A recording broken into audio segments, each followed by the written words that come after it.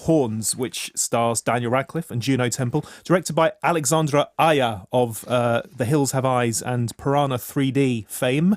And it's about a small town guy called Iggy. This is Daniel Radcliffe, who is not only blamed for the murder of his girlfriend, but he also wakes up one morning to find that he's grown this pair of horns coming out of his forehead. Now, these horns emit a strange power, really. So when Iggy meets people, they suddenly feel compelled to be brutally honest with him.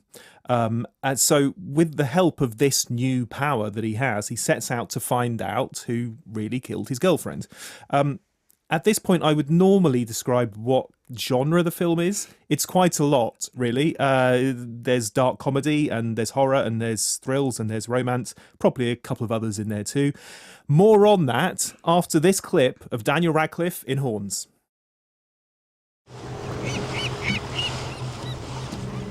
Lee.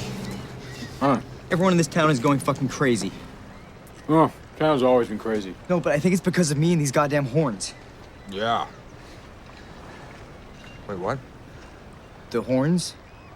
These horns? What are you talking about? Wait, can't you see them?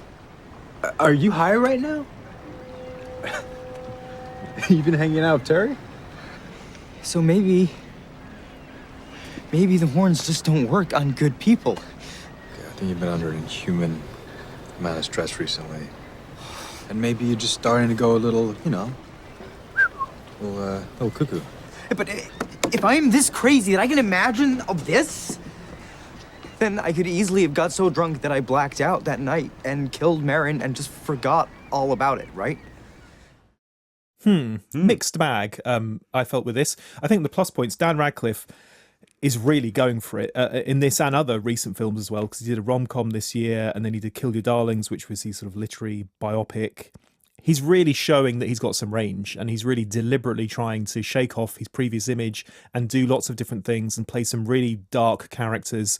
I'm not entirely convinced that he's quite as rock and roll and cool as the character in Horns needs to be, but he's certainly trying, and I like that. Juno Temple as well, who's just brilliant in this. She plays Ig's girlfriend, and she's the object of the locals' affections, really, and you can see why. I mean, she has this real ethereal quality about her, real poise and class about her, and the story of a load of guys who are all in love with the same girl, I think, is actually quite an interesting one of the many things that crops up in the film. I do think it's a bit of a mess. Maybe an honourable failure. Maybe it's just its ambition perhaps just ran away with it, because it does try to be a lot of different things. A little bit more focus would have helped. So at its best, I would say it has echoes of something like Heathers, the dark comedy, the cynical comedy. But then sometimes the humour is very broad. Sometimes there's some cutesy Twilight-style romance. Then it's sometimes a murder mystery. It's like Bollywood all over again, isn't it? This is like Happy New Year. Although I just felt in Happy New Year they were kind of having fun with that, but in this it feels more like they just couldn't quite decide which route to take. Sometimes it's a bit like Blue Velvet, sort of David Lynch-esque as well. So I think that's the main problem I had with it, is that it's admirable in a lot of respects, but they just couldn't nail exactly what kind of a film it's meant to be. And if you look at the posters, I mean, the posters are on buses and things like that, you would think it's a horror film. It's a Halloween horror film. I think when you actually go and see it, you might come out scratching your head a bit going, was that really a horror film? I'm not entirely sure.